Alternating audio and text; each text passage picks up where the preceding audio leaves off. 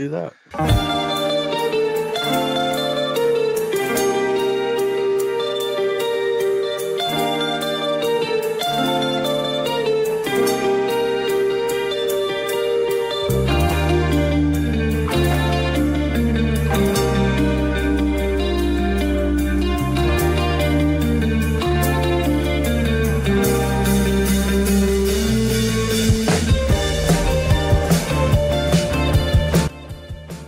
Good evening, everybody, and welcome to the Chromaniacs, your weekly look inside San Diego FC and MLS. I'm Craig Elston, joined by my Chromaniacs, Tony Sanchez and Alex Pena for episode 27 of the podcast. Tony, what's going on, brother? I mean, I'm clearly excited to go. I just hit record. Let's go. Let's get it together. Let's talk about the end of the year, San Diego FC. Really, I'm overzealous to get things going. Sorry about that, Alex, Craig. I just started the recording, but we're here now. Alex, ¿cómo estás? It's all good, man. At least we have things to talk about, unlike the other show that Craig does, Padres Hot Tub. Man, there's no news coming out of Padres camp, but plenty of to talk about with San Diego FC. Certainly is, and we're here to chat about it all on our penultimate episode of 2025. As we record on Thursdays, 2 weeks from now is going to be Christmas, and 3 weeks from now is going to be New Year's. So we'll join you the week after New Year's, but we got one more here, and who knows how much more information or news we will have between now and next week as well. Plenty to go through today, though, on episode number 27 of the Chromaniacs. It's great to have you here. Make sure you can follow us on Instagram at the Chromaniacs. You can follow SanDiego_Futbol to check out everything that Tony and Chiva and Abe are doing. You can follow me on Instagram at 619sports and life. You can follow Alex at I got to think about it. A Pena CV on Instagram, and there you go. Unos Alex on Blue Sky. So those are places you can follow us on social media if you so care to do so. If you're watching us on YouTube, and you can hit that thumbs up button and give us the likes. We likes the likes. Also hit subscribe so you'll be up to date on every episode of the Chromaniacs that comes down the way. If you're listening to us on your podcast platform of choice, and you can drop us a 5-star rating or a kind review or even both, all those things are great for Tony, Alex, and myself as we continue through this, our first year of the Chromaniacs. All right, let's get into it, guys. First things first, let's just stay in order. Congrats to Messi and Inter Miami. The MLS Cup took place last weekend. I could have flown out there. I had a plane ticket. Chose not to go. And Inter Miami defeated Vancouver Whitecaps 3-1. And Inter Miami takes MLS Cup. More silverware for Lionel Messi. Maybe a so long for Busquets, for Alba, guys who are riding off into the sunset happily. Your thoughts, if any, on how the MLS season came to a close? Sometimes it's good to miss those plane rides out to Fort Lauderdale. I did that last year, and coming back was a little hairy. So yeah, it's better to miss those trips. And yeah, congratulations to Inter Miami. I think they were, pretty much a favorite, throughout the season to win the cup, and they did. And good on them. And we'll probably see Messi for another couple seasons. We're going to see a lot of Messi when they talk about the World Cup during the summer and everything that goes into that. So. I wish it was like a little bit better, of a game, of a match for Vancouver. It didn't feel like it was particularly close, and yeah, Inter Miami just from the start kind of just ran away with it, and that was it. So congrats to them. I'm like surprises in my sports. I like good stories, and yeah, Lionel coming over here, getting his victory, showing that he's the best in the world in MLS, at least in the best in the world in the United States, right? Wait, they're not world champions. I just noticed that this league doesn't do the world champions thing. Okay, good. Thank goodness, because you're not. So yeah. So don't do that. Just MLS world champion. But when the golden goose, the promise prodigal child of MLS, the poster boy wins, it's sure. Like it's we saw some good play by him, and it's nothing compared to what you would have seen and can actually still see in YouTube highlights in his Barcelona time. So if you want to watch the real Lionel Messi, go ahead and do that. But sure, they won it. They have the roster for it, and once again, kind of to the rest of the world, cements like, oh, it's a retirement league because all these retired Barcelona B players now came in and just won the whole thing. And that narrative kind of is not ideal, especially for what SanDiego FC is trying to build. Where it's like, no, we're homegrown. We have players locally here in an academy. We're going to go ahead and build something new, a team that is going to feed into the national team for the U.S. national team. Ugh. As gross as that sounds, but for me, look, it's not exciting for Messi to have won. It's just not. And I would have rather have seen an honors Dreyer lift up that trophy along with Yepes Verskava, even to Thomas Mueller. Like, okay, like he just came in and enjoyed it. But congratulations still for the squad that went through all of these games. It's still a challenge to win any sort of championship. So hopefully this breeds a more competition for next year, and people want to go ahead and knock down the best in the world in the United States and Lionel Messi and company. And I think for Major League Soccer, they've got to be thrilled. I mean, this is kind of a proof of concept thing. Yeah, retirement league talk, but I mean, that's been going on back to Beckham and before, to be honest. That'll continue worldwide. As long as MLS fans don't get all goofy on social media and start saying how their league is improved and can beat, X, Y, or Z, then everyone knows what this is. It's an MLS championship, and that's great for the teams in MLS. So congrats to Inter Miami. They poured a lot of money into their franchise, and they have been rewarded now with an MLS Cup. And they had a supporters shield prior to that. So they've picked up the two major pieces of hardware with Messi that you can pick up in league, and Messi's picked up MVP along the way. So well done, proof of concept executed. If you sign Lionel Messi, you will be a very, very good team. Just it's going to happen. If there's one thing that I kind of liked from this, and it's been happening in MLS, it's the ref cams. Like the ref cams are fascinating. Like you get the audio in it too, what the players are saying, the conversation. I think it's one of Messi's first words that's been recorded in English. It's like, no foul, no foul, no foul. Okay, no foul. Okay. But hey, these are some of the good things that the league has. That's like, okay, I wish other leagues around the world would have and have much more access to like this. Is a 10-minute video of ref cam. Like, good. I like that. Let's go ahead and do more. I think people would even pay more to have access to the ref cam on whatever Apple TV. I don't want to give anybody ideas to charge more, but it's interesting. And I think of also interest is just the fact that our first MLS season here in San Diego is going to be the last regular MLS season in quite some time. Everything is going to change every season for 3 seasons in a row now.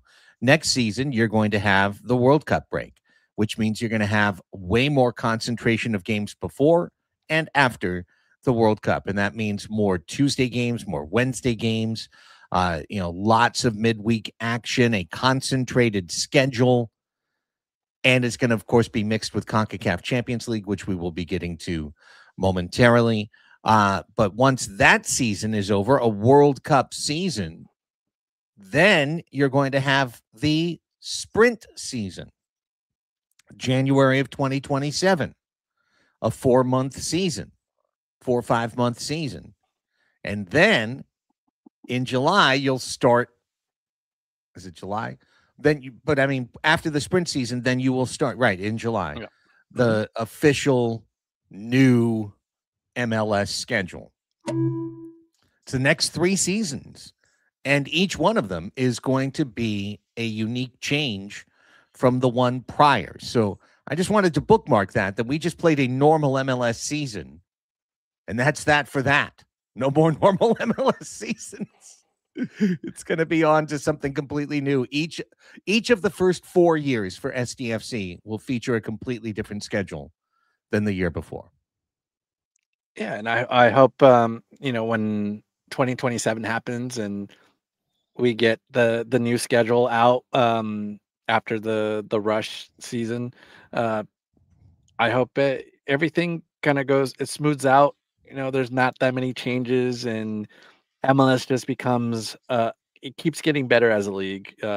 Because I'm really interested to see if the new schedule does bring in better players. Everyone suspects or feels like they're gonna have transfers coming in at the right time, and yeah, I just hope that this league just keeps growing, and it's gonna take a while, but I think we're getting there. Yeah, and I mean this buys more time for Tyler Heaps and his project, and I don't want to say built-in excuses because they never use a single one of those built-in excuses this year, but it does have that. Hey, look, I can see in year 4 where it's like, guys, we've never had a normal season, and I did hear this a little bit from people back in San Diego Loyal days where everybody was like, yeah, no, the first season was literally a pandemic season, and it was coming back for the pandemic season 2. And then season 3 ended up being a regular season, but it's the first regular season that they've had. So in that same sort of vein, it's going to be 3 different chances at doing something for the first time again. And not saying that that's going to be used at all, because again, this year they could have used it an excuse every single week, and this team did not do that. So whether it's mistakes in terms of who they go ahead and get on the sporting director side of things, just maybe even load management, all these things can be just isolated within the year, and then you could just say, well, next year's different, so then next year we're going to have different approaches. And you're already sort of seeing that in the exit interviews with Mikey Varas and Tyler Heaps, where they're saying, okay, we have one season under our belt, now we know how to approach this with a different approach in this way, which is the first time they'll be trying that. So we'll see how this team is able to develop, because and eventually evolve into this. It's like Bruce Lee used to say, like flow like water, like you're just filling the container that you're in. And for this season and next season, this is what the container is going to be for everybody. Well, the container contains Pumas. Be careful. There's Pumas in that container. Open carefully. Do not reach in. CONCACAF Champions League draw, CONCACAF Champions Cup round 1. And it is, in fact, Pumas against San Diego FC, 2-leg playoff, aggregate scoring, the whole 9 yards. Guys, your thoughts on one of the big 4 in Liga MX being lined up against SDFC, the upstarts here on the first step, maybe only step, on the CONCACAF Champions Cup run? Man, it's just so exciting. Now it's starting to feel like more real that this is a club in the first division playing up against one of the top 4 clubs in Mexico. And then yeah, and you're playing for a trophy. This is going to be a real game. You get to go to Mexico City, and then they play one here in San Diego. Interesting enough that you're going to a university, and then they also kind of play in a university, San Diego FC. So that's also interesting. And then, but yeah, Pumas, they've been pretty good for last couple of years. They had a little bit of it wasn't like a rough season, but they were just like kind of like a play-in team to get to their playoffs this season. And they're but still they're trying to do it a little bit differently than most Mexican teams, where it's all about development and bringing up younger players. Pumas have been more on the senior circuit so far. Yeah, it's going to be interesting match, and I'm really looking forward to this. And then if they do advance, next one up is going to be Toluca, which is going to be another tough one, another challenge for San Diego FC. I almost want them to just beat Pumas just to see what they look like against Toluca. Like, that's the real test. Right? Like, Toluca won a championship here in Mexico. I think just still current reigning defending champions, and have real superstars in the Mexican sense, right? Like, comparable to what Chucky Lozano is. Again, Chucky Lozano lives off of that World Cup goal in 2018, 100%. He has the pedigree once again to back it up. That he has he has a resume to back it up. But in that same stratosphere within Mexico, players like Alexis Sanchez are sort of in there. But again, you have to beat Pumas first. Pumas is like you were saying, one of these teams that is a college team, a university team that's evolved into being in the main leagues. So they do have opportunities for players who don't get playing time elsewhere, and they are hungry. And because of that, they're able to muster a really competitive set of players and a team every so often. And that's something not to be trifled with, right? Because you're going to see your 145 number on the jersey, but that 145 is maybe more developed than somebody like a Manodua, right? Because they've been playing in this sort of system, in this cantera system, in this academy system that they have. And it's a legendary team, one of the big four. And playing styles, I think this is going to match up really well. And with Mexican teams, it's weird because whether they build that consistency to be in 10th place, to make it into playoffs, to make it into La Liguilla, it doesn't really matter sometimes because it's such a short tournament where instead of one large tournament, you can see who a team really is because it's segmented into two within 1 year. You can have just a completely different experience in 1 year towards the other. So it'll be interesting to see. CONCACAF Champions, though, and CONCACAF Champions Cup, this is what Nations League thinks it is. Leagues Cup thinks it is. Even Nations League too. But this is what League Cup thinks it is. Like, this is a proper tournament. The rewards, yes, a trophy, but the rewards go beyond of just a trophy too. It's you get to play in the FIFA Club World Cup if you win this tournament. And it's going to be trial by fire. Tyler Heaps was actually saying how they prefer it this way. I'm not sure if they prefer it this way, but they're going to have a real measuring stick as to where they are on the field and where they are as an organization as they start to make these first trips internationally into Mexico if they win and just start navigating what that load management is going to look like. And you're going to need to go ahead and have a large squad to be able to fit all of these tournament games, Coachella Valley Invitational, and MLS Cup coming up real soon. So we are going to see some incoming players very soon for SDFC. It's crazy, Alex, just to think about. Again, for transitioning fans, for fans who have not been a fan of this league or of the rhythm of all this, that San Diego FC might play its most important games of the year to start the year. Like, that's so weird. But CONCACAF Champions Cup is how this begins. If you beat Pumas in the first round of this, that's going to be as significant as just about anything you do all season long, and yet it'd be the first thing you did. So it's, again, for the American fan who's used to this rhythm of in the beginning nothing matters and then it gets more and more important as the year goes on. No, throw that out. We're going to start with the playoffs in 2026. Exactly. And you're not going to get that spring training, that training camp that people feel like players get. That people think like, oh, it's going to last a month and then the season starts and it all begins. No, you're going to be thrown into the fire, and the first team you see is Pumas.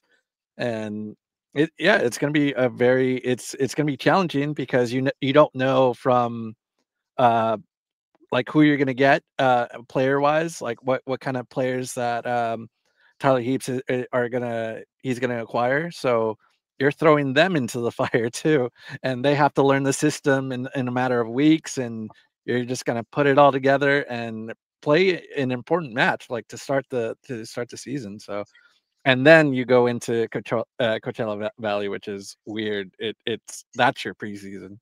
I do hope San Diego FC does very well in this tournament. I do feel like they have a good chance against Pumas because the real challenge, like Tony said, is going to be Toluca, and I'm I'm more excited about facing Toluca than I am Pumas. Pumas, they had an okay season, but Toluca, I think that's gonna be the real challenge. And I mean, I like the way that you were thinking about it, Craig. Of like, hey, to the American fan who's maybe not used to this, like this is the equivalent of the Padres in season or in preseason in spring training having to go and have a real tournament against some of the Mexican teams, flying down and playing against Toros de Tijuana, playing against Águilas de Mexicali, going to Tomateros de Sinaloa. They've traveled to these places and these Mexican stadiums, but they play against other MLB teams. No, that they're playing against the local teams there and have that experience. So it's really cool, not just for the players, for the directors, for everybody in the front office, but for the fans themselves to interact with a different way and a different style of taking in a soccer game. So I'm also very interested to see who's going to make that trip from San Diego. Who's going to go ahead and go down to Ciudad Universitaria de EF and go ahead and take in soccer as it's almost designed to be in Mexico, in this part of the region in North America. But and then compare and contrast. That's fascinating to see this coming through. Also, the altitude. Yep. To be in Ciudad de Mexico. I mean, that's a crazy way to start a season. I think it's what, like 8,000 feet is where CDMX is situated. It's one of the highest cities on Earth. Mm-hmm. Yeah, it's up there. But yeah, that's going to be tough. And I kind of wonder what the travel schedule is going to be like for San Diego FC too, because it's not like this isn't a situation where you want to show up the day before. You want to get acclimated and situated with the altitude. So I kind of wonder if they're gonna be there a few days before, get some training in, and then play the match. Because that's gonna be tough with the altitude. 7,400 feet. It is one of my least favorite stadiums too, Estadio Olímpico in Mexico. Like I don't know. It's very, how should I say this? Rustic? Old fashioned, kind of. It's all of the just because and they usually play at noon, like in the middle of the day. It's okay. Like, all right. Your front row, but you're still like half a stadium away from the actual pitch. Mm-hmm. Yeah, there's like a whole track and field like around it too. Yeah, and it's on the college campus. Technically Snapdragon is too. So yeah, parallels. Mm-hmm. What would SDFC's name be? Would they be Chromados SDSU if they were to match what Pumas is? It would be the University City. Insert nickname Chromados. Mm-hmm. Los Chromados de Ciudad Universitaria de San Diego. Yeah, that sounds about right. CUSD. It would be CUSD. CUSD. CUSD. San Diego. Let's go, Thunderclap. Got a new verse for you. No, okay. I'm glad we didn't do that, even though we have such a boring name. It's the Pumas taking on San Diego. Speaking of, I wonder what I wonder what the Mexican fans are gonna think of when this is gonna be their first Mexican flight. They've gone international before because they play Vancouver, but they're going down to Mexico and they're gonna be like, what do you guys call this team? What's the team name? And we're gonna be, I don't know. Los Sandieguinos. Los San Diego. No, what it is going to be, it was built in just jealousy, just because in the Baja Cup, so many people were coming out like, hey, that's the Cholo. Who is the counterpart here? Yeah. And honestly, Pumas mascot is one of it's elite mascot in Mexican soccer. Just whatever dudes they've put in there throughout the years are just they are like Benny the Bull, like level mascot. But you know the elite soccer mascot in Mexico, Tony. Chili Willy. That guy is that I've Chili Willy from Monterey Flash. Heck yeah. Like he needs to be more like it's funny. Like what a specific Mexican thing like you are acutely aware of is Chili Willy, a clown who's a mascot for an indoor soccer team and beloved in the city of Monterrey. Like it's I love that. Oh my gosh. Before we go too deeper and we get into roster minutia, there was one other thing I wanted to mention around MLS Cup that just returned to my mind, which is just, have you guys heard what's going on with Whitecaps? Yeah. Stadium situation. Yeah, exactly. Whitecaps may only have a year left of being the Whitecaps. They have a tricky situation. They're negotiating with the Canadian government. They don't have dumbass citizens waiting to just like legislate over $1 billion to them to give them a new stadium, like so many places in America are happy to do. Vancouver's government just wants the team to stay at BC Place and maybe negotiate a new deal. Vancouver, of course, wants to go somewhere else, and somewhere else could be Detroit. Somewhere else could be Sacramento. Somewhere else could be a lot of different places other than Canada. And that would just be a real blow, I think, to the league. I mean, I think Vancouver being in the league is really cool. Whitecaps, all the way back to the North American Soccer League, is a legacy franchise, legacy name. They had great success, runners up in CCC last year, runners up in MLS Cup this year. Like they've had this incredible run. They draw over 50,000 to BC Place, but they don't own their stadium, and their lease is about to run out. And they are not, like, Don Garber has been going up there asking for handouts, and as usual, it's not working out. So just something to kind of keep on the radar, that here again, we're just getting acclimated into understanding the game board and where all the pieces are. And Vancouver Whitecaps is one that could be on the move as soon as 2 seasons from now. I can give you an update. I heard, just following this with, the MLS circles, I heard like the mayor of Vancouver went to Miami, went with a bunch of fans, watched the match, and I think someone asked, like, is there going to be a deal done? And then they pretty much said yes. Their joint announcement came out today, actually, with the city of Vancouver and the Whitecaps, and they signed a MOU, a memorandum of understanding for exclusive negotiation to explore a new stadium. So I think they're going to start looking into that next year. That doesn't mean there's going to be a stadium yet, but I think they're going to explore options and look into new sites to build a new stadium. And it's probably not going to be BC Place any longer, but and if they can get this done, it's great, because Vancouver Whitecaps, they've been doing it since we didn't talk about it, but since the San Diego Sockers of in the NASL days. Like we've been going at it since then, and they have the great rivalry with Portland Timbers and Seattle Sounders, and they're just a great fit with MLS. So hopefully they get a deal done. They stay in Vancouver, and all this kind of blows behind them. Yeah, and I mean that also means another pitch with natural grass, and in the long run, that's net positive, right? We heard a lot of complaints, albeit from the losing side of these affairs against Whitecaps and LAFC and whatnot. But it's true, like the synthetic isn't really helpful or isn't healthy for the players, especially for the wear and tear in the long term.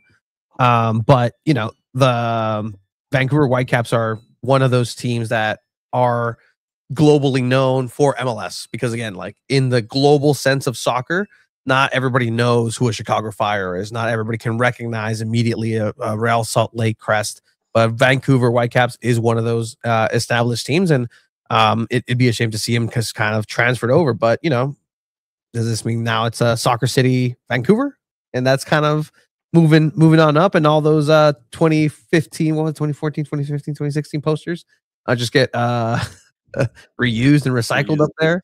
I also don't know what the environmental impact reports look like in Canada, so I will digress in that. But hopefully they get themselves situated. There's a lot of white tundra where they can make an indoor stadium. Fair enough. I was just looking. It's late October.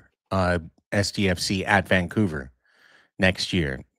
That and Portland are like the two trips I want to make. I kind of want to make both those trips next year. So we'll see if I can make that happen. But I think Vancouver would still be nice in late October. It'd probably be a little cold, but it's a very nice area. It's a shore town, you know. It's a coastal city. Just remember to bring a rain jacket and you'll be fine. Well, to Portland, hell yeah. I mean, I'm not an idiot. I'll bring a rain jacket to Portland in the middle of the summer, and understandably so. Now, Vancouver, you know, we'll figure it out. Anyways, let's move on. For San Diego FC, now that we've got our draw complete, time to get our team locked in. And the club made a number of decisions, as we knew they would, in between last show and this show. Starting with contract options. Pablo Cisniega, Ian Pilcher, Anibal Godoy each get their options picked up for 2026. And guys, I don't see any surprises on this list. I guess you could have theoretically moved on from Godoy as a veteran and opened his spot to a younger player, but I'm very glad they did not do that. Yeah, I'm glad too. I think I was the one that brought up that maybe Godoy was on the bubble, but because there's options. There's some great options. I mean, you're not pulling Pedro Soma out of Barcelona B, you know, to just sit on the bench. He can take up that spot, and maybe it's going to be a spot of competition between Soma and Godoy for next year. But it's great that Godoy's still here. He's a veteran presence. We saw how much of a nuisance he can be, you know, against a lot of these MLS teams, and he's a really great defender. So that's really good. And he can continue to be here, teach the younger guys, teach Soma. I could also envision someone that that was in the center back go back to midfield. I think Mano Dua can go back and maybe be in that spot too, because I mean, we can get into it more, but yeah, there's going to be more competition for center back next year. But great to see Godoy back, and Cisniega too. That was an easy option to pick up, and of course Ian Pelcher too. Yeah, with Godoy, it was one of the things where like he was one of the players that was like, yeah, no, I want to stay here. Like I just talked with Mikey and Tyler. It's not set in stone, but I want to stay here. His whole family is invested in San Diego FC. His young kids are also part of the academy coming up, and this is kind of where he's installed himself. He even said like, yeah, no, I'm pretty up there in age. Like I don't want to be moving too much, you know, and that's true. And he also wants to move into potentially looking into his post playing career, which is coaching. And so with that, does he see a clear path with him already in San Diego FC to say, okay, I can see a way where I can install myself as a coach with my kids, stay here locally. I love San Diego. Who doesn't like San Diego? And that's just what we do for the rest of the time. And I'm glad that was something that was respected. And as a 35-year-old, Anibal Godoy, you know, he's a dude. He's a señor. He's a guy. So he's got himself what he wanted, and hopefully he can be still that leader, but also an active presence on the field as well. He's going to be the player to really throw out there for these Mexico CONCACAF Champions games, that he does have that experience. And I was looking forward to him playing against the Panamanian team, so he can go over there and be just you know, just an apotheosis of Anibal Godoy just going over. Yeah, you like that one. Wow. But no, I'm really happy to see Anibal Godoy still be here, because that's somebody who wants to be here. And you know, we like to see players happy in these interviews as well. And Pablo Cisniega, that makes sense. Maybe not the best for Duran Ferry, third keeper, but hey, Cisniega is out with the red card. If CJ isn't ready to go, guess who's going to play these games more than likely, starting off for San Diego FC? The real possibility is the young man in Duran Ferry. I once tried to get into the apotheosis, but I couldn't get past the velvet rope. It was a tough situation. Didn't have the right person with me. Couldn't make it in. Meanwhile, the club has exercised its permanent trade option on David Vasquez. So Vasquez is no longer a member of the union on loan. Philadelphia gets $250,000. They could get another $250,000 based on how Vasquez plays for SDFC.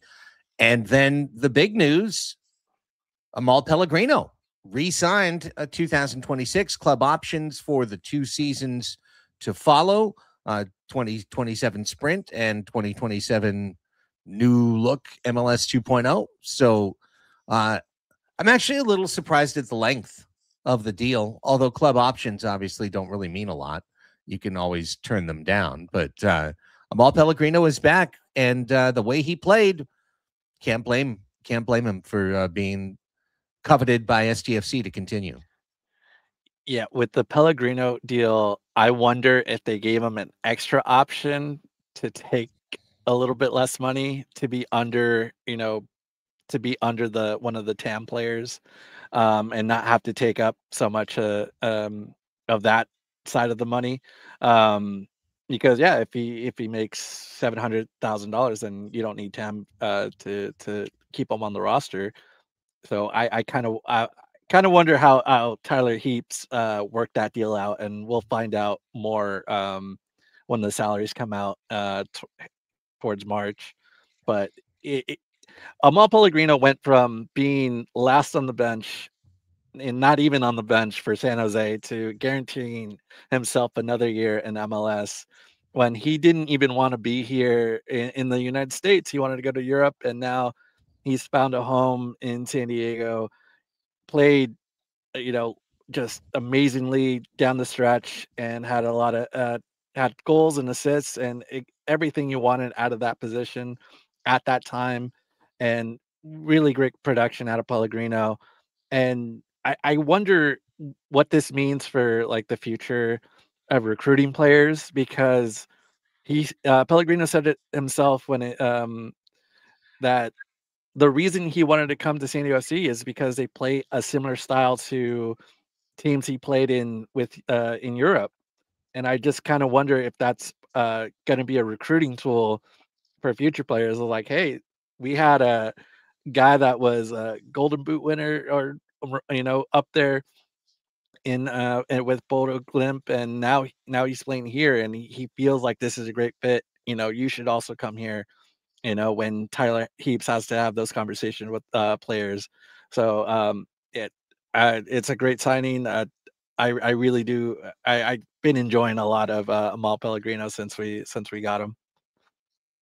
Well, I mean, if you're looking at the production that Amal had maybe in the last 2 games of the season, you may kind of see his production come back to earth a little bit. And this may be a move as well as a kindling to light under Chucky Lozano, because guess what?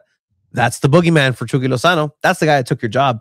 So if you're going to keep him around and build that competition, then this might be a move in order to say, hey, Chucky, look, you know what you're up against. If you are really ready to go ahead and take that next step once again and become the starter starting the season, you're going to have to beat the guy that you couldn't beat last season. And that's Amal Pellegrino, because he was producing, he was doing everything that he needed to. And Amal Pellegrino was taking, it was like water in the middle of a desert. Like, he just stoked everything up and just produce. He didn't know what the landscape, he didn't know what the rules were, or nor did he really even care what the playoffs were like. He just said, I'm here to play soccer, and I'm here to do my best within the 90. Whatever happens after is whatever happens after. And that's what made him successful in this system too. And we're going to see a lot of European players coming in and having that blueprint of like, hey, it's a plug and play system. You can, if you understand soccer to an intelligent degree like we do here, you're going to be able to be successful. And some of these players have found the fountain of youth. Also, you're going to be playing next to youth, so they're going to be doing the hard work of running up and down. You still have to do it, but you still have some young legs around you to go ahead and teach them how to do that stuff too. especially coming over from the sister club FC Northland. Some guest players maybe incoming as well.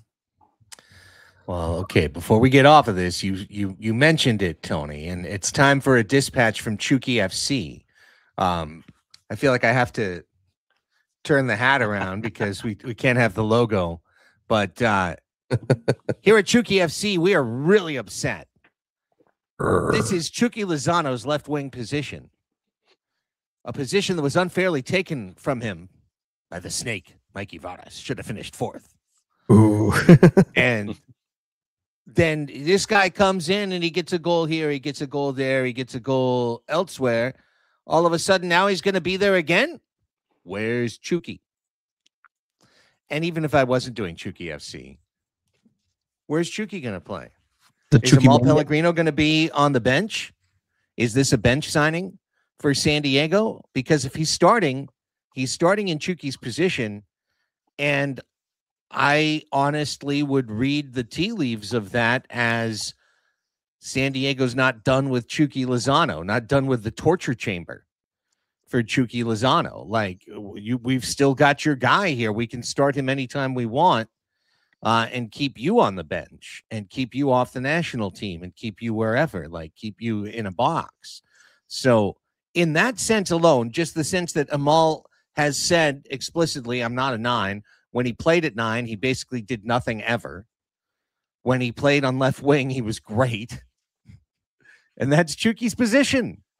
So it does at least keep the page of the chapter open on this saga going into 2026. You don't close the book on it. You know, we heard his mentality is, Chucky's mentality is, he's with San Diego. He wants this team to succeed. Well, his mentality should be that he's starting. And the easiest thing that SDFC could have done to placate everyone is to make sure that left wing is wholly and solely Chucky Lozano's. But instead, Amal Pellegrino is back, and a guy that could absolutely take minutes from Chucky. So, you know, watch this space. The page hasn't been closed. The chapter hasn't been finished.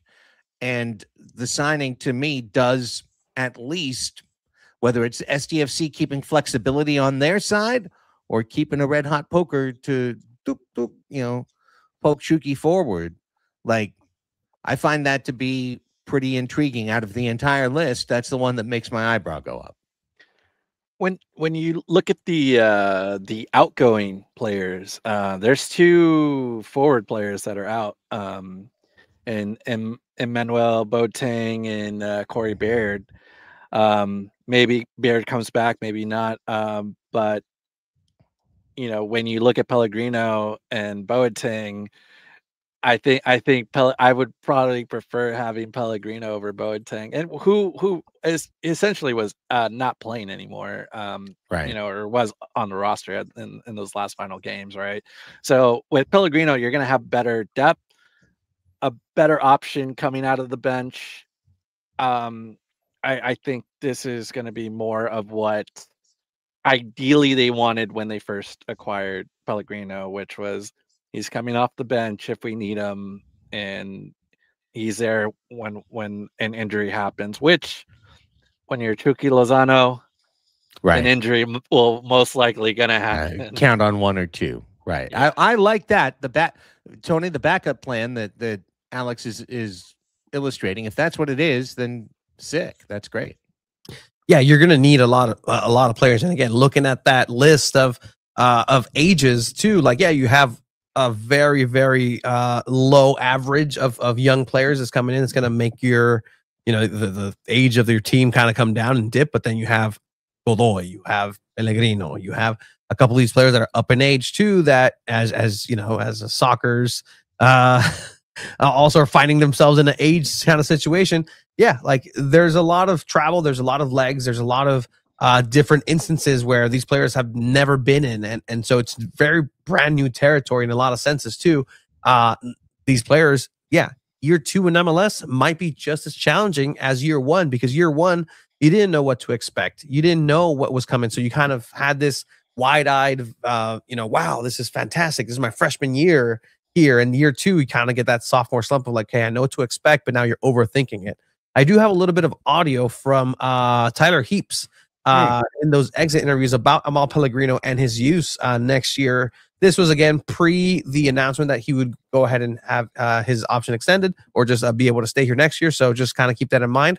But in terms of what the usage is going to be in comparison with Chucky Lozano as well. I think we don't look at probably Amal as that's his only position. So we are in active conversations to re-sign Amal. I think he showed this year that he has the quality, but he can also fit within what we're trying to do. And so he's a player that we are trying to keep around for next year. And they eventually make the thing happen. But again, very interesting. Hey, he doesn't just play one position, which if you're Amal Pellegrino, you're like, no, I do. Like I'm a winger. But if the sporting director has this to say, and it has you in mind as not just that position, that means they're going to retrain him, have more time for him to go under that 9 position. Is Invarsson going to be ready? It just kind of opens up that conversation right up. Is Invarsson going to be ready? There's the eternal question for San Diego FC. That's the $1 million question right there. He's right on the cusp of a return. Or maybe he's right on the cusp of a re-injury. We'll find out. Meanwhile, question. Yeah. Hey. Franco Negri, Luca De La Torre, 2 players that the club is parting ways with.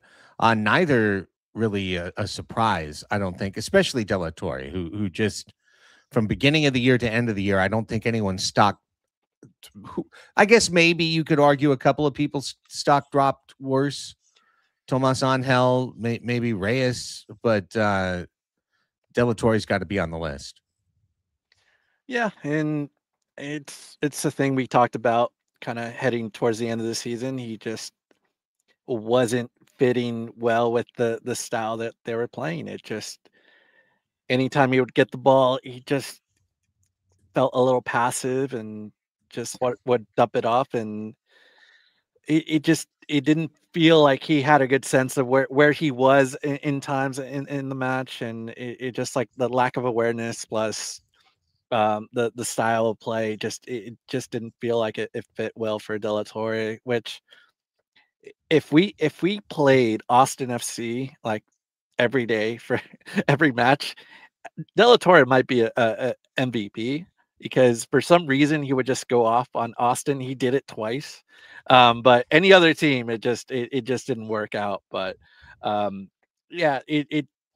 think when it comes to that position, it would be best off if San Diego FC looked for a more dynamic player, a playmaker, someone who is a little bit more elusive and isn't afraid to take the shot. It just seemed like when De La Torre had the chances, he just didn't take the shot and wasn't as aggressive as they needed him to be in that position. Yeah, I mean, I think they found their guy, and I think they chose Oni Valakari, and that's kind of the player that they want to develop and find in there. Valakari has a great shot from outside of the box, which is something that Luca De La Torre was one of the few things that he was really offering when he was in form. Valakari has that sort of skill. He has that attacking-minded presence, and he is a hard worker too. And just the style that Luca De La Torre is a little bit more regal, just a little bit more white-collar midfielding, and just floating around, making things look pretty, and not necessarily about that hustle and bustle. And not saying that he wasn't capable of it, but it just doesn't seem to fit 100% the scheme of Mikey Varas and his ideal, and Oni Valakari did, and that's why he was able to play in multiple positions, and he's a true center attacking midfielder that gives you that option too with that left foot as well. So that's something that I also look at, just left foot and right foot preference as well. Like you don't want too many of that on one set position where you're gonna know, hey, they're gonna feed this play to go ahead and go outside of the box because they're looking for that outside shot with the left. Well, this player may be a little bit more ambidextrous, something Valakari is compared to De La Torre. So all these things, I think they hedged their bets and they chose Oni Valakari and said, you know what, Luca, we'll see you later. And it might not be it for Luca. Like there is and very outside chance that he comes in, obviously with the graphics woven into history. Like that's not going to happen very soon, but eventually, you never know. Never say never, as Honor Stars would say. I mean, Olaski gone, Baird out, De La Torre gone. Why does San Diego FC hate San Diegans so much? What's going on? I do have to give them credit for that. That, you got to produce. It doesn't matter if you're from here. We don't need to have the token San Diegan. Like, I remember, like, the San Diego Padres would give you like Edgar Gonzalez for some reason, or name your San Diegan, like Aaron Hirving, or yeah, right. It was just like, yeah, and like it's like we don't need your token San Diegan. Just get us good players, right? We're gonna be excited about good players coming in and contributing to the team. He's one of ours, I mean, given our San Diego sports history, it was pretty smart to load up on a couple 3 San Diegans to get things started, just in case provincialism was going to carry the day. As it turns out, winning, did the job. But we're always looking for our next Tim Flannery around here. Yeah. We're always looking for that next guy that's just like permanently pretty good, but he's got the San Diego ties. So you're like, he's ours. He's ours. He's one of our own. He's one of our own. Anyways, I also think woven into our history is just funny, but maybe it's because I've been watching too much Stranger Things with the son the last couple of weeks. I kind of imagine Luca being enveloped in threads, just like, you've been woven into our history and you will never leave. Yeah, I agree with you with the slew of Padres from local. They can't all be Daniel Camarenas, can they? But exactly, we love him still, Daniel Camarena. Gosh, what a moment for San Diego. Duran Ferry is your San Diegan, though. There's your true. San Diegan. There's the future. Like that's the guy. Like that's your first signing ever. Kind of that invisible just handshake with San Diego Loyal of like, hey, continuing the history. We got your guy. But that's kind of what it is right now. And wait, so what you're saying, Alex, is that San Diegans, they don't produce for good soccer players, huh? Is that what you're saying? Was that what I heard? Technically, in the one season, in the couple of months that we've seen in professional top tier soccer, are we not a soccer city? Hold on, are we? It's not as hot lava pool of soccer talents. Whatever it was. Oh man, I mean, I just don't need the whole marketing thing to be, here's a San Diegan, he's gonna be playing on the team just because he's a San Diegan. Like, I think that's more of it. But what do you have against Jacob Jackson, dude? Yeah, he left. I mean, he left. Yeah, and helped SDFC helped cheer FC Dallas past Vancouver. So gave him the cheat codes. Absolutely. All right. Before we get out of this episode, Mohamed Salah apparently is not going to be a Cromado in 2026, so we can continue to save for Salah. Keep filling up the coffee tin. Keep stuffing in the loose change. Save for Salah. There you go. You can just put, drop a few coins in the fountain here. Save for Salah. But so Mo Salah is upset, but they're thinking he'll go to Saudi Arabia, or maybe Spain, or maybe somewhere else, but not MLS. But maybe in a couple of years. I didn't think Tom Bogart's story in The Athletic was bad from an SDFC standpoint. It was like, if he ever does come to America, it'll probably be here. That's all I need to hear right now.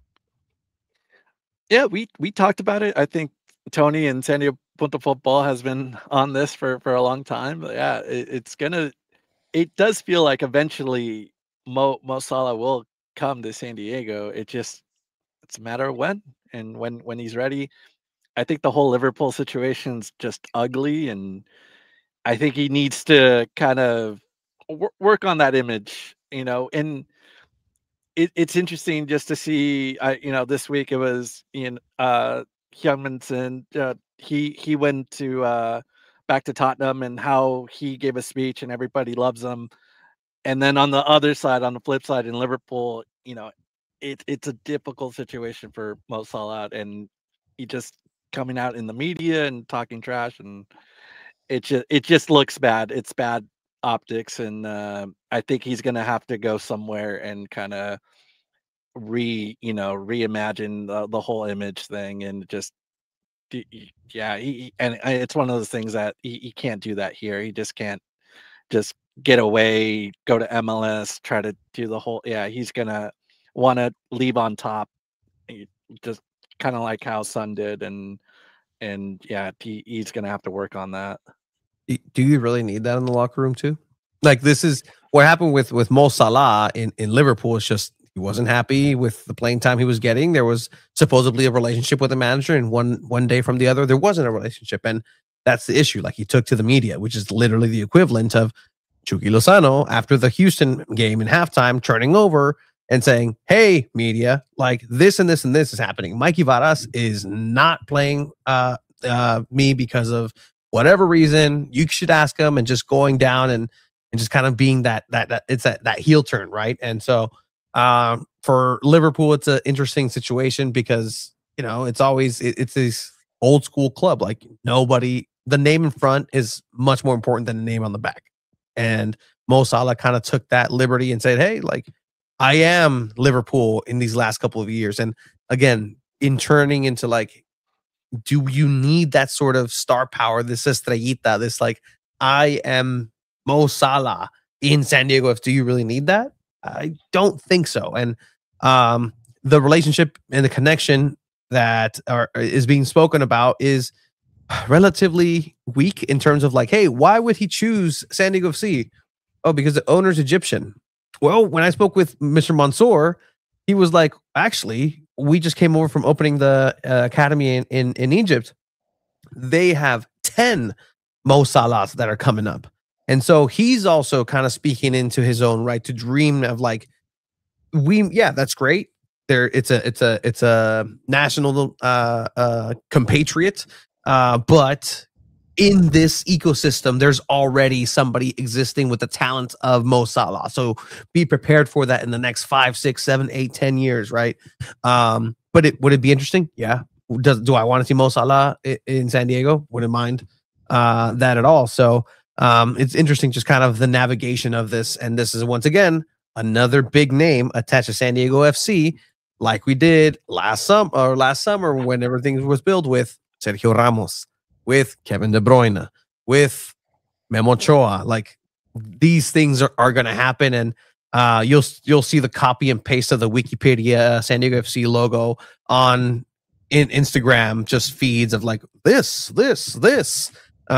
So it's part of being a club too. Like, this is part of the fun of it, and getting to know too, tuning to the Chromaniacs, tuning to Two Balls and a Mic, tuning to all these things, because this is where you'll find out whether or not these things are actually things to follow or things that you get to look on social media and be like, no. And then in the office, in the cooler, you're like, oh, did you hear Mo Salah? And you're like, no, why would he come over? He has this, and this. Like, it's not somebody that we need. It's and now you're the smart San Diego soccer fan. So there you go. Well done. Last thing, when it comes to general allocation money, San Diego has the second most in the league. Only Minnesota United has more. They have $1.5 million more, but at 3.4 million, 500,000 ahead of the next highest, Houston Dynamo, for San Diego FC. So that's good. There's money within the cap system. There's flexibility. Alex, who's your number one target that you realistically believe San Diego FC would pursue and could acquire?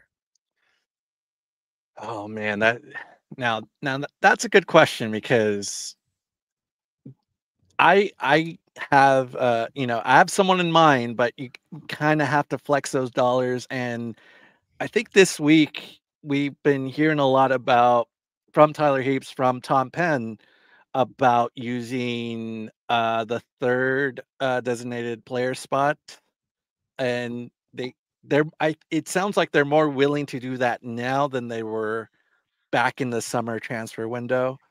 And if they could potentially, I would get the number one guy on the list, and that's Christian Espinoza, attacking midfielder from San Jose Earthquakes.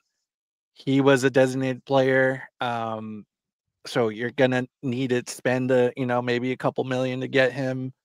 But what he can do is exactly what we talked about back in the preview. He kind of sets everybody else up, getting those passes in. He's a shooter, not afraid to shoot from the midfield. And he seems like a really good fit that can be placed right there, smack dab in the middle, right in between Dreyer and Chucky and whoever's going to be the 9, and just play off those guys. So he's like number one on my wish list right now, Christian Espinoza. Great ad. Do you have a guy, Tony? I mean, there's a little bit of wind in terms of just movement for the player. Will it happen for San Diego FC? You never say never.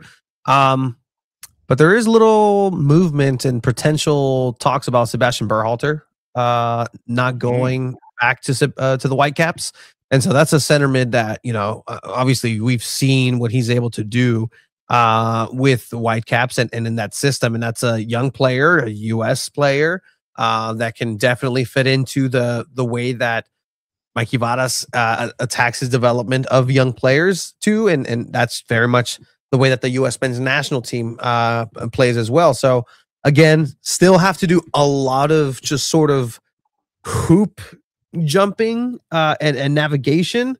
But that's unnamed, at least locally in the U.S. that can potentially fit a system here that's growing for sure. Nice. And I'm not going to do that. I'm just going to mention that I think it would be cool if they could figure out a way to keep Corey Barrett around. I thought Corey Barrett actually played well for San Diego FC, and I think he could be a guy that, we were starting him at the end of the year, but I feel like he could be a guy that could come off the bench and or offer quality depth to the team in a CONCACAF Champions Cup match, in a Leagues Cup match, in one of these midweek games when you have to rotate the lineup. I like, he's not Christian Espinoza. I'm not saying he's going to change or revolutionize the team, but I would like him as a bench piece for San Diego FC to stick around and basically take Boateng's spot that he had last year. What are the thoughts on Alvarado coming back and what impact he could have back from injury? Man, what kind, Tony? What kind of injury did he have? Is it one of those like that's going to be kind of like mid-season? That's probably when we'll probably see him again. Yeah. So the actual injury just escaped me, but yeah, no, he's projected to be able to come back, and early in the first quarter of games in MLS season, he should be slated to start getting some training under him. So he's a young player and he heals like a young man, right? So that's the benefit of him, and that's a person who has the locker room, just clutched together and puts it together. Like that's a chemistry guy, right? He wasn't playing because of his injury, was season ending, but that's somebody who's very important to the locker room, a locker room guy, and to have such a young leader amongst them is going to be very important, who also comes in and is able to be an MLS veteran in a sense, right? Like he also knows how to play in the system. He came over to get those minutes. He was looking really good. He was learning some of those mistakes, almost like Ian Pilcher kind of learned from his mistakes early on. His development was almost going in that same trend, but even faster in the midfield position, benched Anibal Godoy for a couple of games there even. So that's going to be a player that's very beneficial for San Diego FC. Again, look at him, Pedro Soma, Godoy, Valakari, Sverskov. Like that's a stacked midfield if played correctly and if the pieces develop as they should. Yeah, and I look at him like Anibal Godoy Jr. At this point. So I kind of want him to keep learning from Anibal and keep developing. And yeah, he in the little minutes that we got from him, it wasn't that much, but he seemed like a really great tackler. someone that can really track back and really, really produce well on the defensive side. So I'm excited to get him back when we can. Yeah, because that injury was really bad. Like he was in a cast for a while, and I hope he's up and running and ready to go for 2026. Well, guys, unless you got something else you want to run up the flagpole, I think we'll pull up stakes for this episode of Chromaniacs 27. Just like with the roster now, the update it's we have 26 players on the roster, so there's plenty of space for acquisitions. Like probably 4 spots in the senior roster. Plenty of room under the salary cap. They have plenty of GAM. They've used 1.2 million of it due to acquisitions. David Vasquez, the latest one, getting 250,000 over to the Union. So they still have plenty of money to spend. It's going to be interesting to see if they do use that third designated player spot, but that's only going to be for special kind of player, a playmaker, someone that can come in and really change the game for San Diego FC. Tony, what do you got going on? What's cooking? What can folks do to help support SanDiego.Futbol? Well, we're going to go ahead and have our Christmas episode coming up. We're wrapping up with our 2 balls and a mic award show, the SanDiego.Futbol award show. So anything that we have under SanDiego.Futbol, SanDiego_Futbol, you can go ahead and find us on there.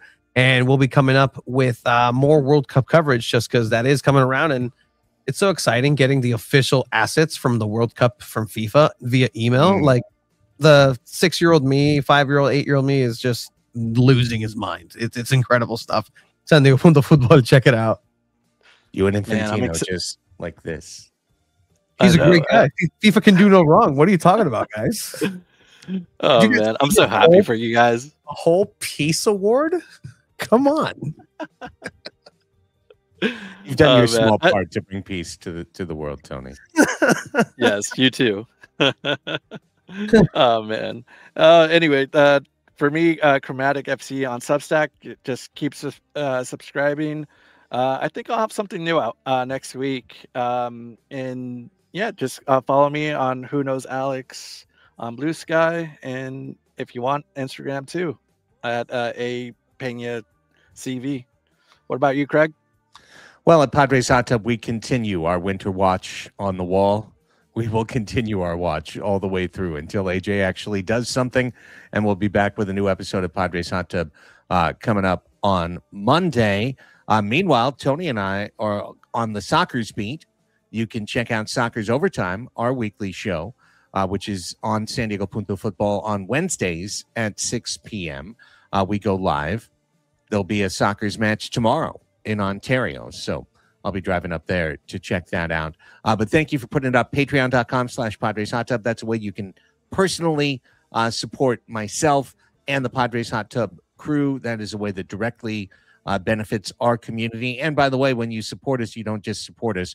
You get access to our Discord. You get access to banter the show. You get so much from it that it's totally worth the money. So patreon.com/Padres Hot Tub. Check it out.